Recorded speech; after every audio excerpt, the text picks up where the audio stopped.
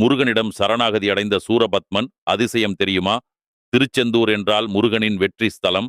அந்த தலம்தான் முருகப்பெருமான் சூரபத்மனை சம்ஹரித்த இடம்.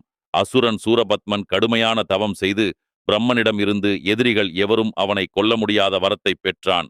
அந்த அகந்தை அவனை அழிக்க ஆரம்பித்தது. அவன் தேவர்களை வென்று உலகில் தீமைகளை வளர்த்தான். அப்போது தேவலோகமும் பூமியுமே துன்பமடைந்தது. அந்த வேளையில் முருகப்பெருமான் வேல் எடுத்து திருச்செந்தூர் சென்றார். அங்கே கடல் கரையில் சூரபத்மனுடன் மிகவும் கொடூரமான யுத்தம் நடந்தது. இறுதியில் சூரபத்மன் முருகனின் வேலால் அழிக்கப்பட்டான்.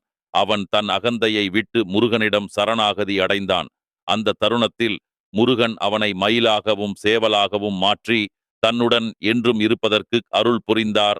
அதனால்தான் திருச்செந்தூர் என்பது அசுர அகந்தையை அழிக்கும் இடமென்றும் மன்னிப்பும் முக்தியும் தரும் இடமென்றும் சொல்லப்படுகிறது.